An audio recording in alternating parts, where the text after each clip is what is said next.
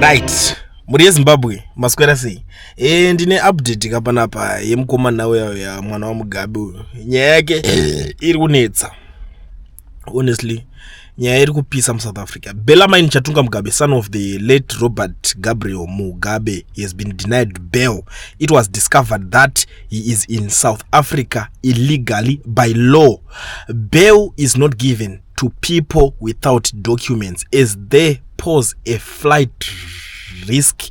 According to Bellarmine, the gardener shot himself. Bellarmine further alleges that he had actually fired the gardener due to performing witchcraft in his house.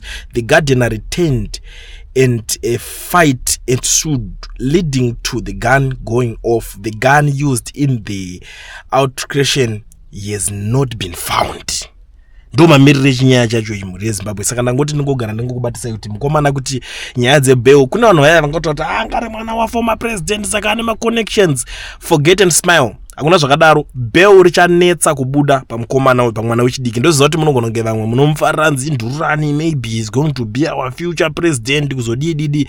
Ina handizoziva zvinotaura maZimbabweans, because one thing that I love about my fellow Zimbos because vanongogaya zvavangoda kungogaya zvakangoda munhu akangoda kungofambisa kana narrative like kudhara unozoti aifambisirwa imwe narrative yataitoona kuti vanhu vari kunyeba but vachitotaura nyaya narrative up to now. Umwe hanzi Mnangagwa Pangari vice president akarowa Mugabe Mbama, and I was like, are you guys for real?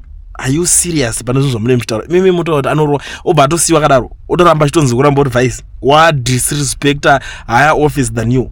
Hakuna, there's no such a thing. Ende varume vanofamba nesecurity vakuru otaura kuti vanosvika pakunzi varowana Mbama. What are you trying to say?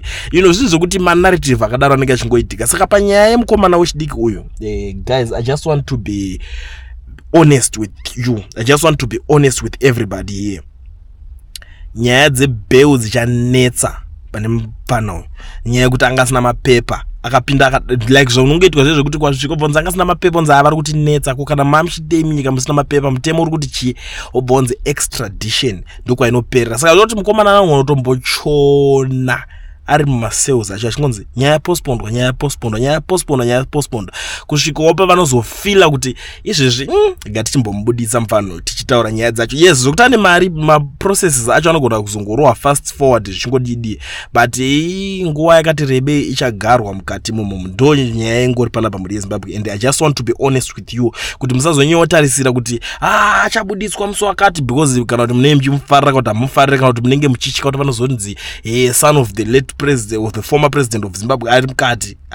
Vachavhunduke maybe vangatorespecta anenge ari current president otonzi mwana waningirike ari mukati kana kuti voita zvokuti mafone calls. South Africa yasiyana neZimbabwe inotongwa nemafone calls. Zimbabwe izvezvi ingadai yatobuda kudhara kana vachida kuti abude because it's just one call unzi ko hanzi aita sei sorry azodai so inonga kutonzi sorry shift like even ukatarisa kana paZimba pane dzimwe mota dzekuti dzinotofamba isina kana zvakakwana ikangobatwa chete anongone mafone call anoshandisa ndo maningirike navo iwayo ndo their way to go. Zimbabwe inotongwa nemafone calls, even war veterans vachitori nepower rekutonyanya zvokuti pakatodai so pakabhaizika vanongofonera anyone anenge ari on top of munhu waye anenge ari kuda kunetsa ipapo zvobva zvatongodhakwa zvakadaro. Unongonzwa kana bosi wako wamuka wacho achikusainisa kusena akukufonera kuti kowe munhu uyo uri kumunetsera chimwe.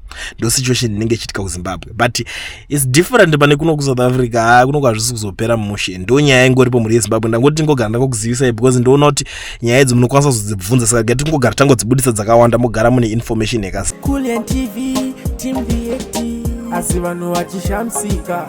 Kulian TV haichadzika, saka subscribe wozolaika uchawana zvisapana chichazosha. Everybody say Kulian yeah. Information is brilliant yeah. Everybody say Kulian.